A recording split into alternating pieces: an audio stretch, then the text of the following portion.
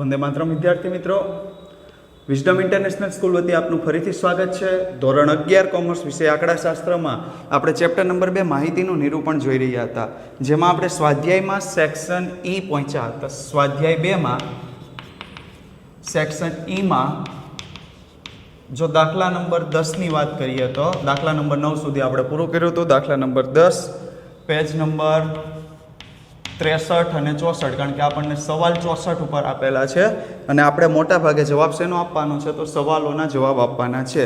આપણને 3 પ્રશ્નો પૂછ્યા છે અને ત્રણેય પ્રશ્નોના આપણે શું આપવાના છે, જવાબ આપવાના છે. તો પહેલો પ્રશ્ન, 5 વર્ષના ગાળા દરમિયાન કારીગરોની સંખ્યામાં કેટલા ટકાનો વધારો થયો? તો પહેલાં તો લખવાનું કારીગરોની સંખ્યામાં વધારો.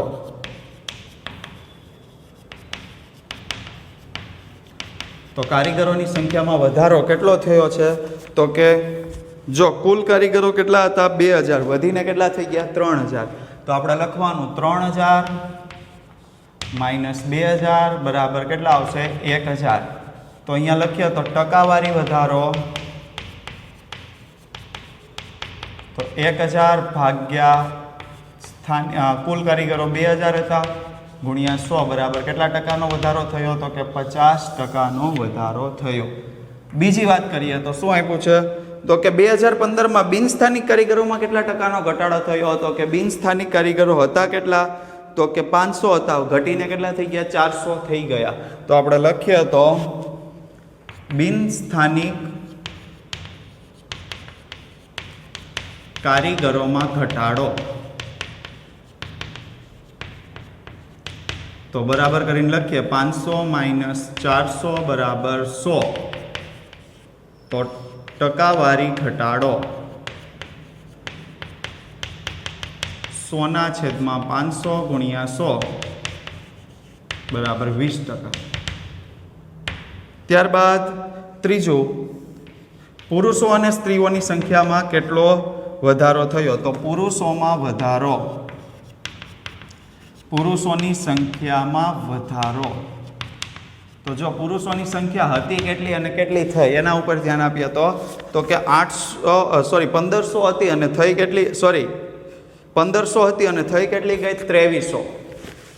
એટલે 2300 માઇનસ 1500 બરાબર કેટલો વધારો થયો ગણાશે? તો કે 800. ટકાવારી વધારો આપણે મેળવીએ તો ટકાવારી વધારો 800 ભાગ્યા 1500 ગુણ્યા 100 બરાબર 53.33%. અને બીજું, સ્ત્રીઓની સંખ્યામાં વધારો, સ્ત્રીઓની સંખ્યામાં વધારો. તો સ્ત્રીઓની સંખ્યામાં વધારાની જો વાત કરીએ તો સ્ત્રીઓની સંખ્યા હતી કેટલી અને થઈ કેટલી ગઈ એમાં વાત કરવાની છે. તો કે હતી 500 અને થઈ ગઈ 700. તો 700 માઇનસ 500 બરાબર 200. તો કે ટકાવારી વધારો કેટલો આવશે? તો કે 200/500 ગુણ્યા 100 બરાબર કેટલા ટકા થશે? તો કે 40%. તો આ સેક્શનનો દાખલા નંબર 10. 11મા દાખલામાં વાત કરીએ તો મોબાઈલ બનાવતી 2 કંપનીઓ ઉત્પાદન અને વેચાણ કરે છે. તેની માહિતી નીચેના કોષ્ટકમાં દર્શાવેલી છે. તેના પરથી યોગ્ય આકૃતિમાં રજૂઆત કરો. દાખલા નંબર 11 પેજ નંબર 64. તો કે વિગત આપણને આપી છે. કઈ કઈ વિગત છે? તો કે કાચા માલનો ખર્ચ, બીજું છે છૂટા ભાગ જોડવાનો ખર્ચ,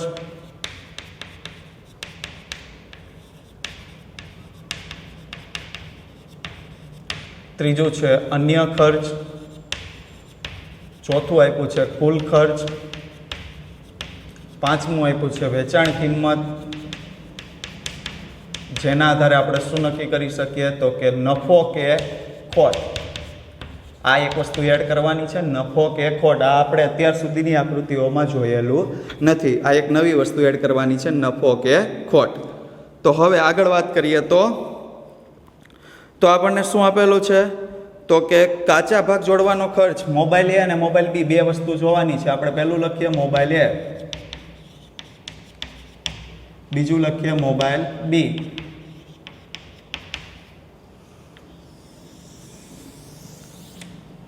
હવે જો અહીંયા ધ્યાન આપો તો રકમ વિભાજિત રેખા,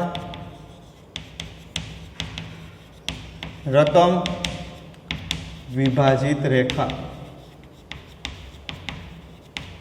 તો જો કાચા માલ જોડવાનો ખર્ચ અહીંયા હતો 5000, 3000, 4000,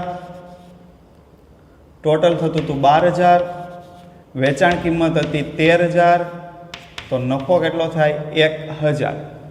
નફો કેટલો થાય 1000. તો આપણે વેચાણ કિંમત મુજબનો સ્તંભ દોરવાનો થશે. વેચાણ કિંમત મુજબનો સ્તંભ દોરવાનો થાય તો વિભાજિત રેખા વેચાણ કિંમત માઇનસ લેવાની થાય, એટલે 13000 માઇનસ 5000 બરાબર કેટલા આવશે? તો કે 8000.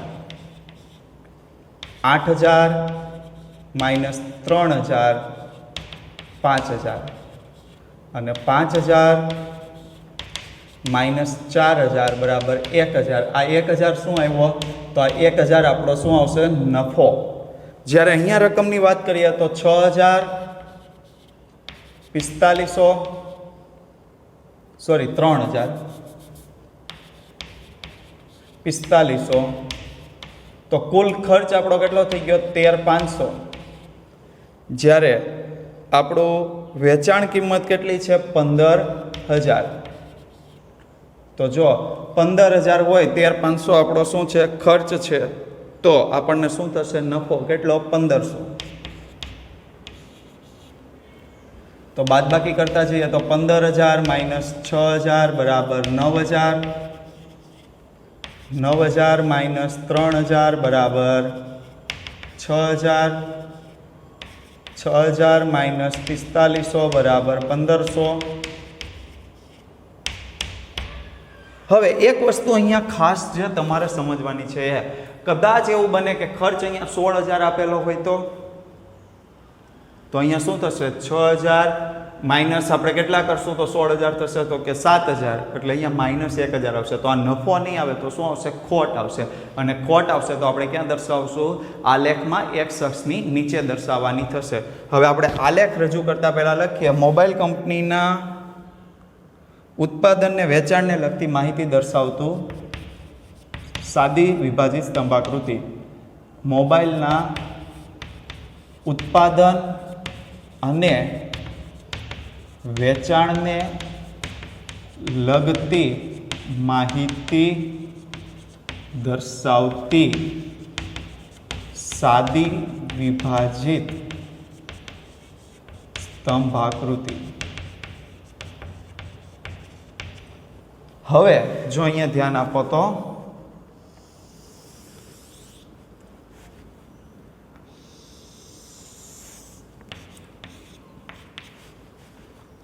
આ એક્સ, આ વાય.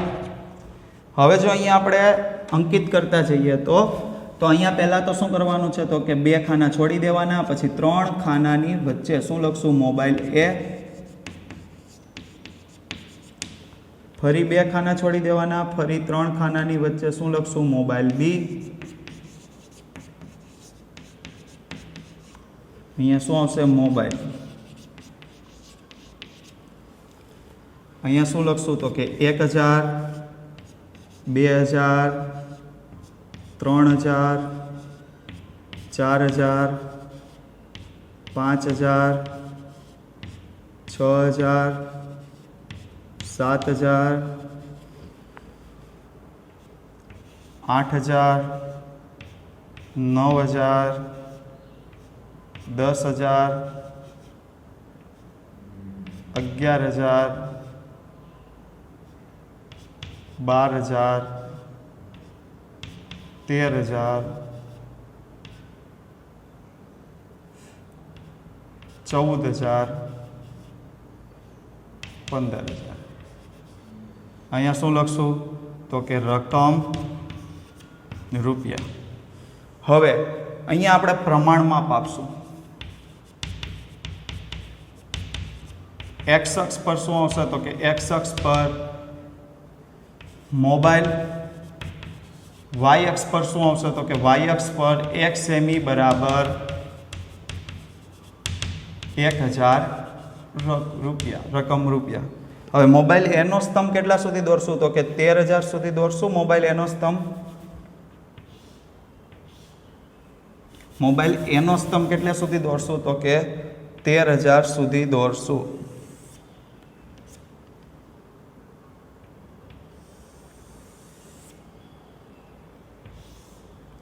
જ્યારે મોબાઈલ બીનો સ્તંભ કેટલા સુધી દોરશું તો કે 15000 સુધી દોરશું.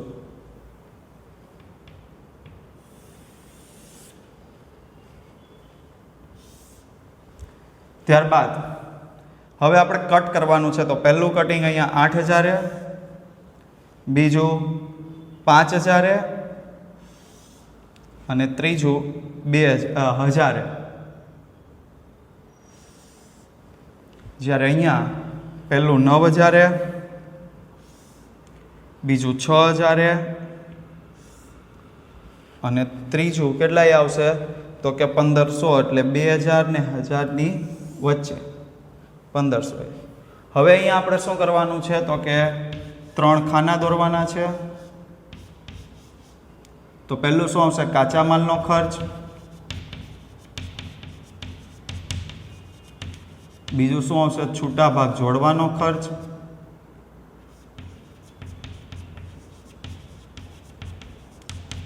અને ત્રીજું અન્ય ખર્ચ. હવે જો કાચા માલનો ખર્ચ આપણે ક્રોસ લાઈનથી દર્શાવીએ તો બંનેમાં ક્રોસ લાઈનથી જ દર્શાવાશે.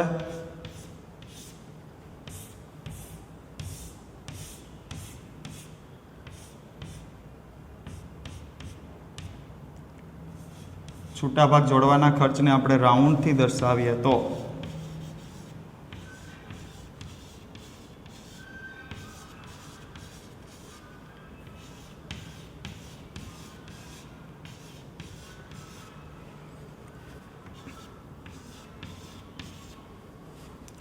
અને અન્ય ખર્ચને આપણે શેનાથી દર્શાવશું તો અન્ય ખર્ચને સર્પાકાર લાઈનથી દર્શાવીએ તો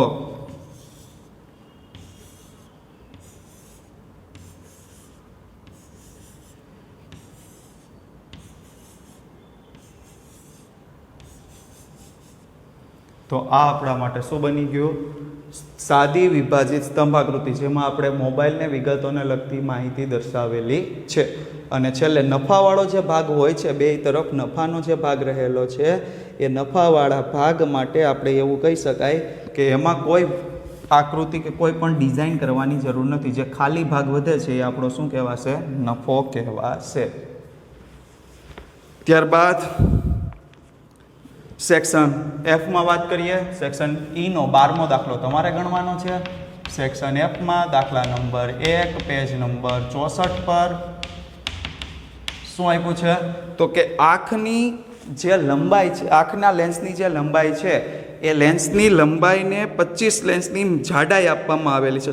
લંબાઈની જાડાઈ સમાન વર્ગ લંબાઈવાળા 5 વર્ગોમાં વિભાજિત કરો. તો સમાન વર્ગ લંબાઈવાળા 5 વર્ગોમાં વિભાજિત કરવું હોય તો સૌથી ઓછા આપણને આપ્યા છે 505 અને સૌથી વધુ આપણને આપ્યા છે 523. તો આપણે 528. સૌથી ઓછા 505 અને સૌથી વધુ 528. તો આપણે બનાવીએ તો અહીંયા લખીએ આંખના લેન્સની જાડાઈ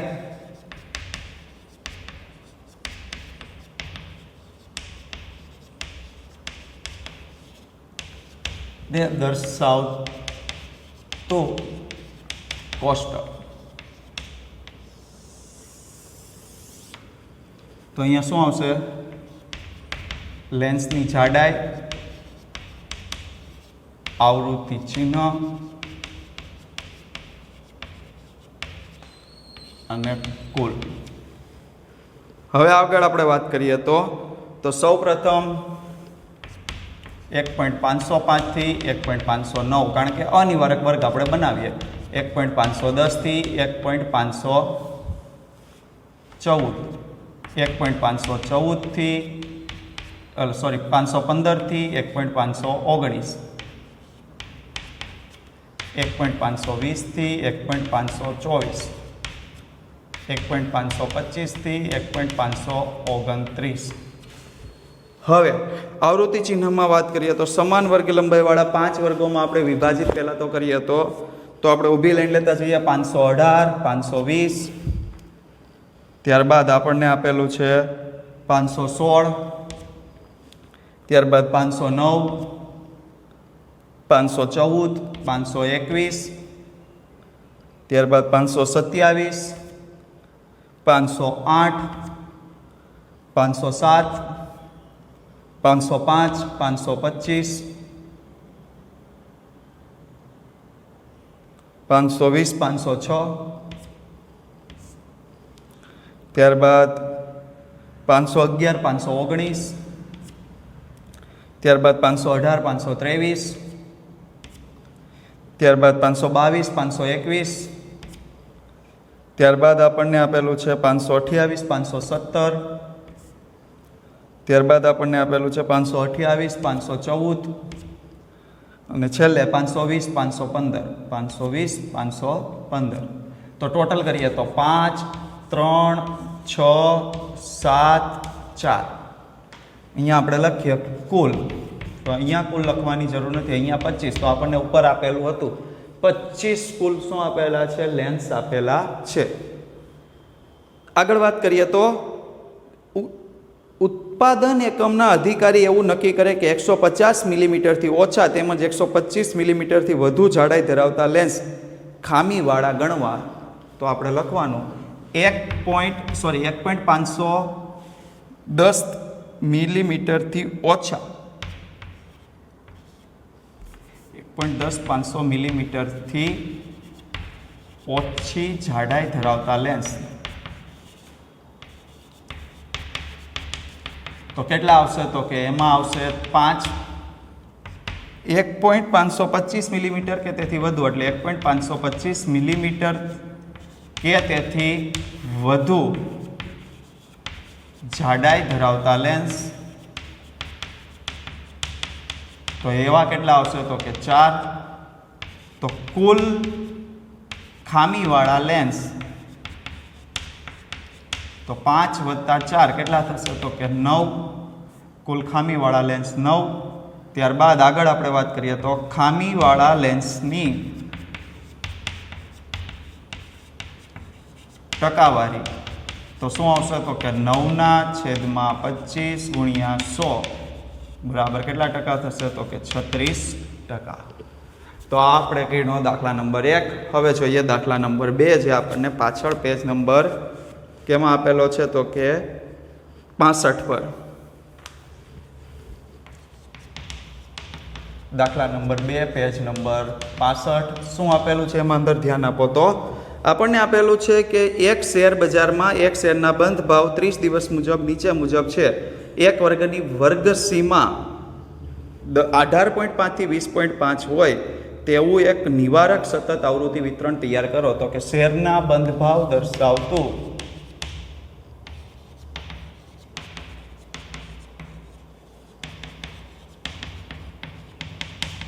કોષ્ટક.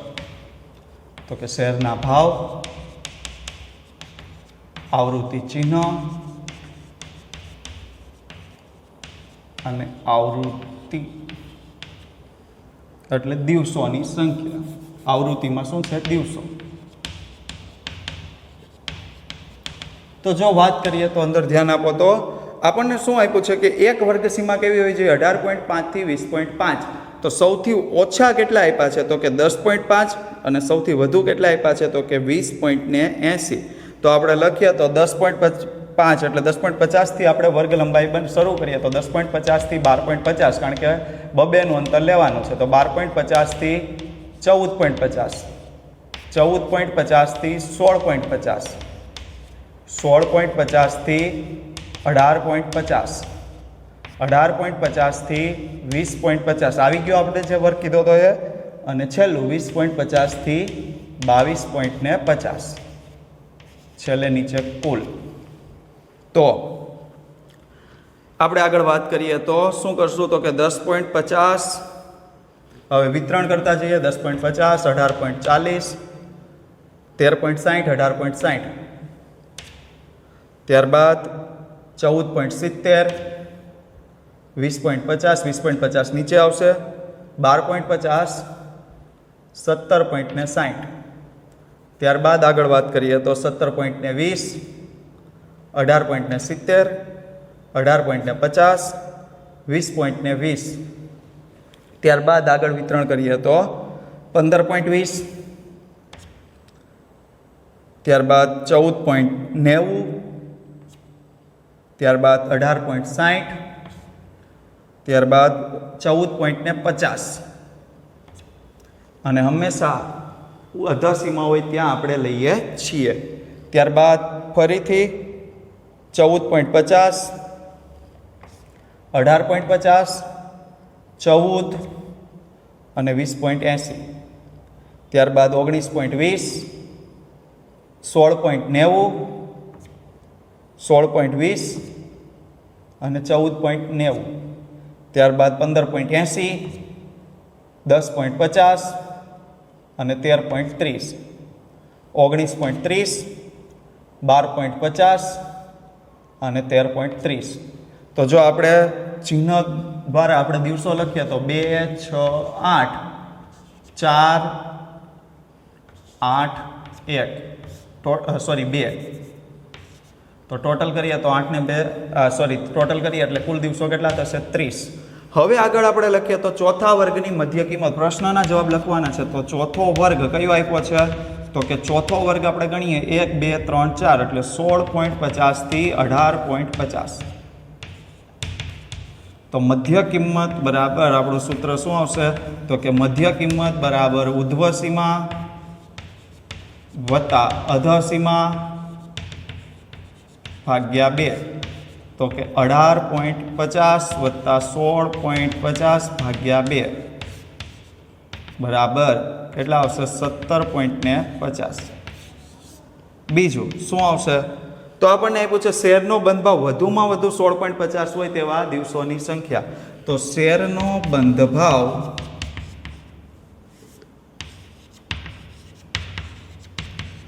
વધુમાં વધુ 16.50 રૂપિયા હોય તેવા દિવસો. તો જો 16.50 કે તેથી કેવા લેવાના? ઓછા.